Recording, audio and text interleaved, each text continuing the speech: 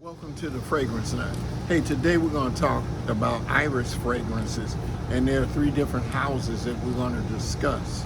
And I shouldn't say we'll discuss because I'm the only one here discussing it. You're the only one there listening.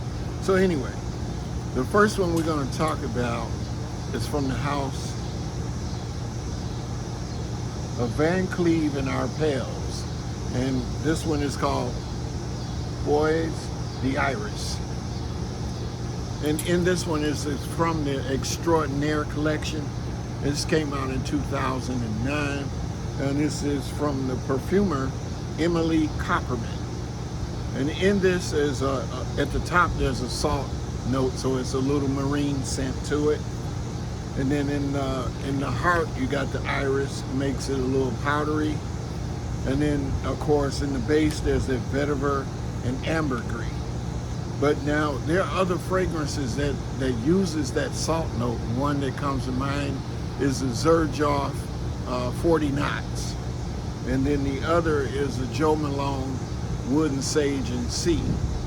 And then in the base she's using ambergris, which has been discontinued as being able to use that in fragrances. So now they probably use a synthetic note to copy the scent smell of ambergris.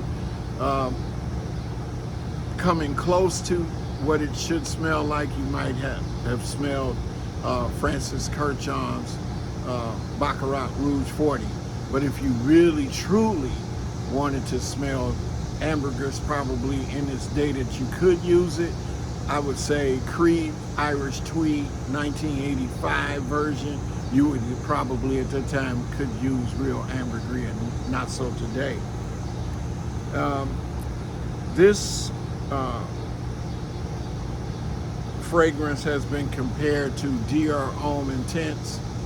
I see that very slightly, but I still would think that Dior Homme Intense edges this out by a mile. This is nice. It leans a little bit more feminine.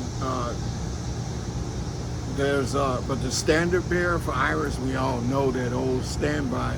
It would be none other, look no further than the Prada the Infusion d'Iris. That's the standard bearer of iris. And then it's also been compared to Mind Games of Gardes, or however you're saying that. I'm saying that. But this fragrance, to me, it is a little addictive. It can be mesmerizing if worn by the right person. Emily Copperman, though I was not real familiar with this particular iris, from the house itself, I was very familiar back, I want to say in the 70s, with when it came with Van Cleef and Arpels, and that would have been Pour Homme. That was 1978. I was 22 years old. I'm an old man. But also from the house of Van Cleef and Arpels, and they discontinued a beauty. And you can get it, I believe, probably hunt this down. And if you haven't tried, it came out around the same time as the Dior Homme, the EDT, and that would have been Midnight in Paris.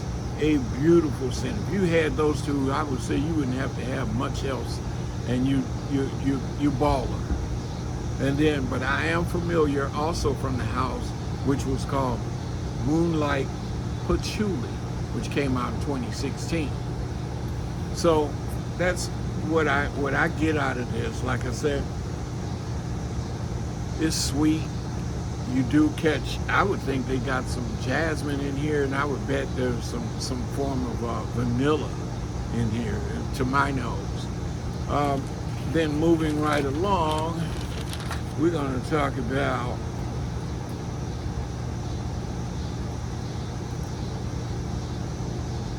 Naomi Goodsir Iris Cedar. This one is quite masculine iris, in my opinion. I don't see it is unisex, but I would say a real dominant type female would wear this because it leans to my nose really masculine. But in that, it's touted as a floral powdery. It's got bergamot and tangerine at the top. Then it's got some iris and violet. I do get that violet. It's nice.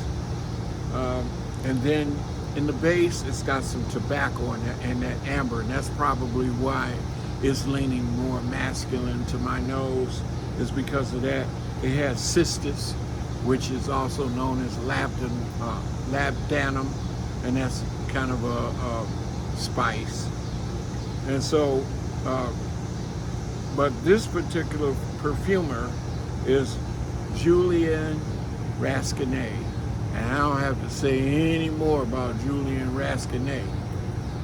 Totally different perfumer than some of the ones I'm talking about. This resume stands all by itself. If you've heard of Creed, Royal Oud, The Moon by Frederic Malle, Cure Velour in 2012, that's when I came across the Naomi Goodsir. And then Hasavat X by Nishané. And everybody knows that was kind of, if you didn't get the Adventist pineapple, then you went with the Hasavat. Anyway, moving right along, we're going to talk about another drop.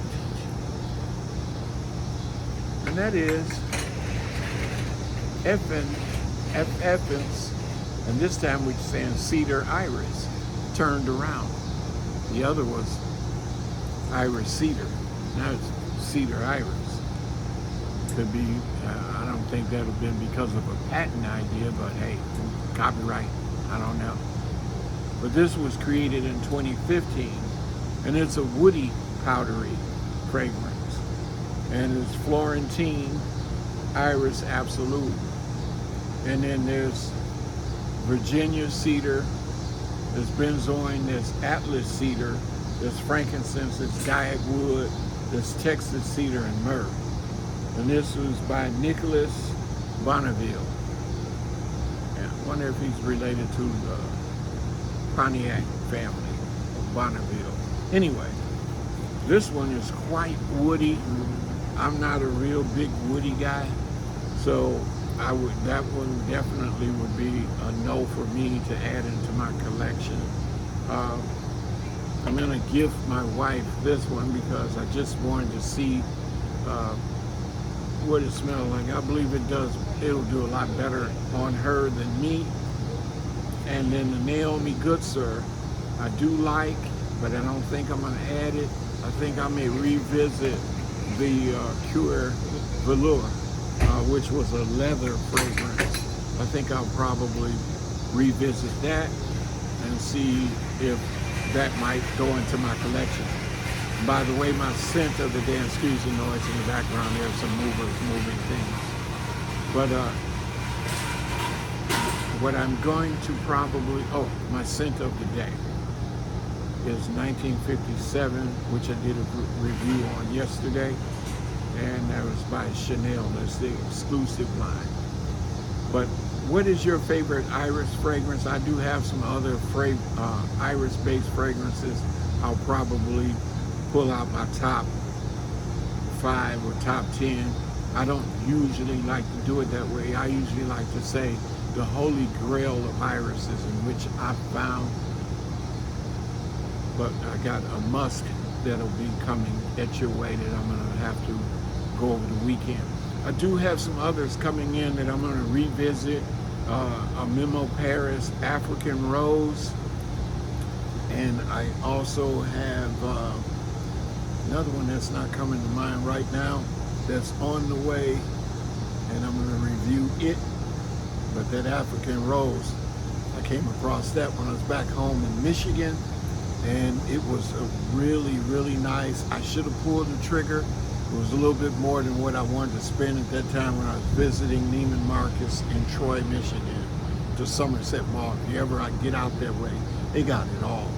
all the smell you can get. If you want to call it eye candy, because you will be excited going through that Neiman Marcus. They don't spare the rod when it comes to the fragrances.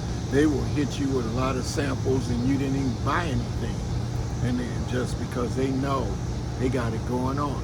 Anyway, that's enough for today. I hope you enjoyed the video. I hope you stayed around with this boring old man for this long. I appreciate you. See you in another video. Always remember, keep smelling good. Drop a comment, like, share, subscribe. But again, let me know what your favorite irises. Perhaps I smelled them, perhaps I have not smelled them and need to smell them because you say they are awesome. All right, that's it. See you in another video. Bye.